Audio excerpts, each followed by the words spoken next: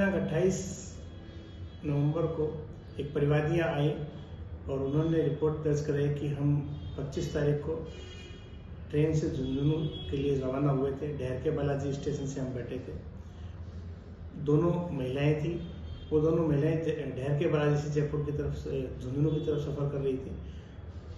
वो जैसे उन्होंने चढ़ते वक्त उनके जो बैग था, उस बैग में से छोटा बैग था जो ज्वेलरी का, वो अचानक कहीं गायब हो जाता है, जिसके संदर्भ में उन्होंने रिपोर्ट दर्ज कराई कि हम उस टाइम तो झुंझुनू चले गए थे। जब जाके चेक किया तो हमारे पर्स में से वो सामान गायब था।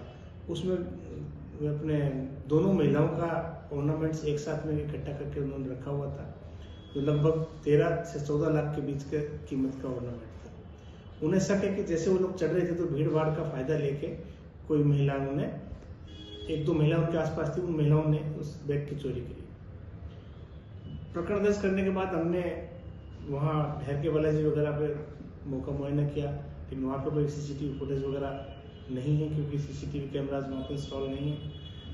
फिर हमने परिवादियों को कुछ फोटोज दिखाई जो हमारे चालानशुदा पहले महिलाएं हैं, जो इस प्रकार का काम करती हैं, बैग में से पैसे निकालने का काम करती हैं, इस टाइप की जो महिलाएं, उनकी कुछ फोटोएं दिखाई।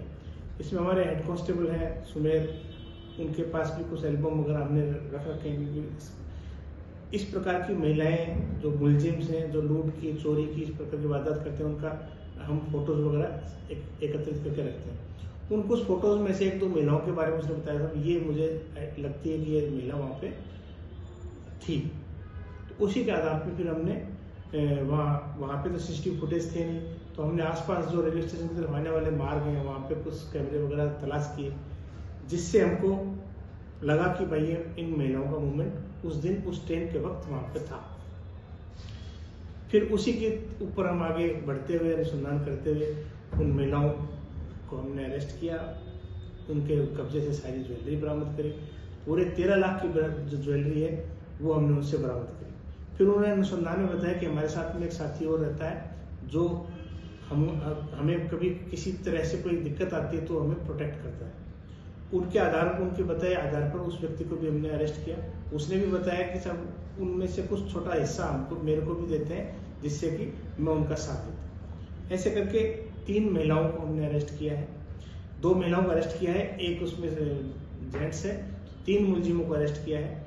ये दोनों महिलाएं हैं जो मूलतः गुजरात की रहने वाली हैं और इस प्रकार का कार्य करती हैं। इन तीनों के विरुद्ध पहले भी आपराधिक मुकदमे दर्ज है।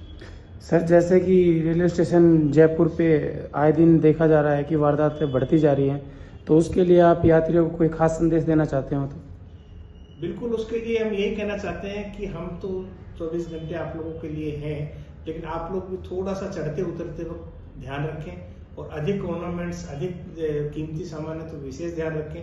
किसी को भी अपने सामान को हाथ न लगाने दें। स्पेशली कुछ लोग, कुछ टीम गैंग्स ऐसी करती हैं कि सामान उतारने के बहाने कि हम आपकी मदद कर देते हैं, मदद के बहाने भी वो कुछ ऐसी कार्रवाई कर देते हैं, वारदात को अंजाम दे देते हैं। उसके लिए आपको सजग रहना पड़ेगा।